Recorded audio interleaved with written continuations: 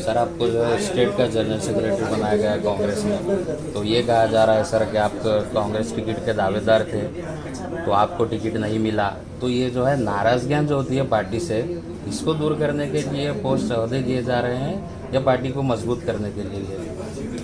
देखिए, अभी जो मुझे केपीसीसी का जनरल सेक्रेटरी बनाए हैं, ये पूरे कर्नाटका रीजन में मैं एक ही मुस्लिम जनरल सेक्रेटरी हूँ। ये रीजनल बैलेंस रखना और कम्युनिटी का भी रिप्रेजेंटेशन देना इसलिए दिया गया है। नाराज़गी की कोई बात नहीं है। पार्टी में कई लोग पूछते हैं, सबको टिकट मिलना ज़रूरी नहीं है।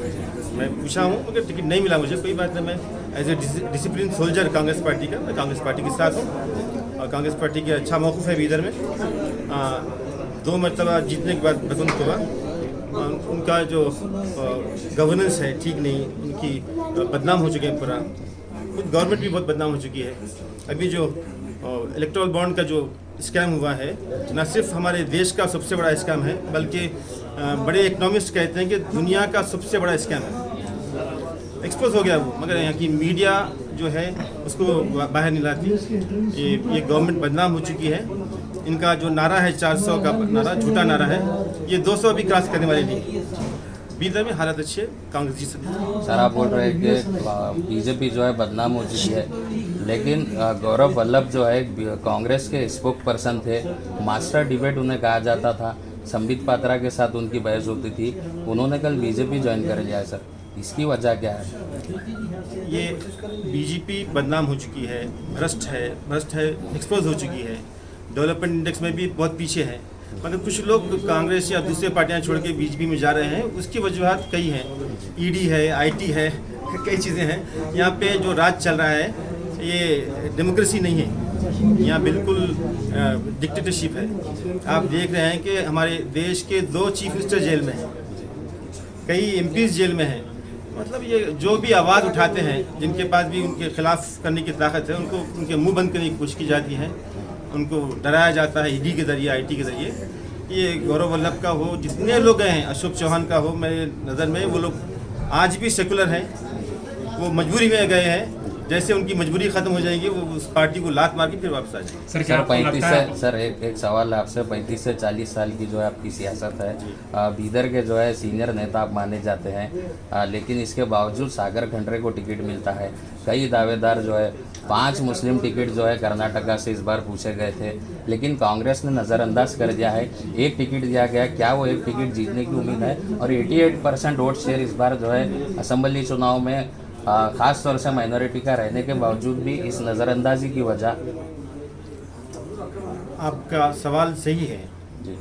हमारी मुस्लिम माइनॉरिटी के पॉपुलेशन के हिसाब से हमारा जो हिस्सा बनता था, हमारा जो हक बनता था, हमको नहीं दिया गया। इसके कई वजूहत हैं। एक तो ये बात मशहूर की गई है कि किसी माइनॉरिटी को टिकट देते हैं तो पोलराइजेशन होता है, माइनॉरिटी जीत नहीं पाता है।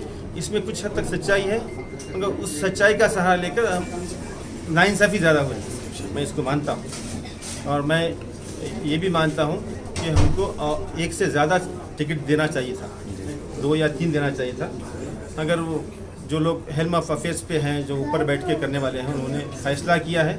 अगर हालात का तकाजा ये है कि हम फिलवक्त इस भ्रष्ट और कम्युनल सरकार को, फासिस्ट सरकार को हराने के लिए छोटी मोटी नाइंसाफ़ियों को हम नज़रअंदाज करते हुए एक बड़े हित के लिए, बड़े काज के लिए हम काम करना है और देश को बचाना है, यहाँ की डेमोक्रेसी को बचाना है। सर क्या आपको लगता है कि कांग्रेस में जो है नेपोटिज्म चल रहा है? खरगे जी के दामाद को टिकट दिया जाता है, ईश्वर खंडरे के बेटे को टिकट दिया जाता है, तो आम कार्यकर्ता जो कांग्रेस में अपना वक्त बर्बाद कर रहा है, तो उसको क्या करना चाहिए? देखिए, मैं किसी गलती को जस्टिफाई नहीं करता जी, चाहे वो उसका मुझे क्या भी खुद मुआवजा भुगतना पड़े, आई डोंट केयर। गलत है, जो कुछ गलत हो रहा है, मगर आज के हालात में हमें बीजेपी को हराना है, देश को बचाना है। जो कुछ दिख रहा है, जो गलत हो रहा है, जो आप बोल रहे हैं वो गलत है, जिसको नहीं करना चाहिए मगर हो रहा है। हमारी मजबूरियाँ हैं, मगर गलत को गलत तो बोलना ही पड़ेगा। सर भगवान खुबा बोल रहे हैं कि इस बार वो 2 लाख की लीड से जीतेंगे, तो सागर खंडरे की क्या जीत निश्चित है? देखिए, रात में सो के ख्वाब देखना ठीक है, मगर जागते हुए ख्वाब देखना बेवकूफ़ी है, वो गलत बातें हैं। उनकी हालत ख़राब है, फिलवक्त वो हार रहे हैं, वो फिलवक्त परेशान है। जेडीएस भी अलायंस हो गई है सर, बंडप्पा कासिमपुर भी जो है अपने आप को एक सेक्युलर नेता कहते थे, वो भी बीजेपी से जुड़ गए हैं, तो इसका भी फायदा होगा बीजेपी को इस बार? शोर शोर मौसले भाई हो गए, फर्क नहीं पड़ता उससे, कोई फर्क नहीं पड़ता। सीएम फैज भी कांग्रेस में ज्वाइन हो गए। चलता है, जब भी इलेक्शन आता है तो लोग इधर से उधर शिफ्ट होते हैं, अपने अपने इंटरेस्ट के लिए, अपना भविष्य को ढूंढते रहते हैं सर, अपनी अपनी पार्टियों हमारे में। हिंदुस्तान में मुस्लिम कायदीन कब मजबूत होंगे सर?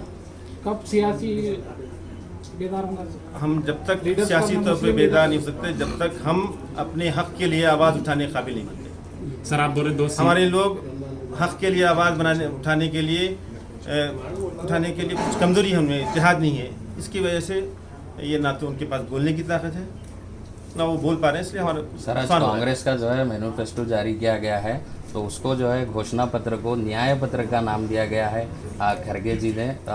क्या लगता है सर कि इस मैनिफेस्टो जारी होने की वजह से कांग्रेस को इसका लाभ मिलेगा सर?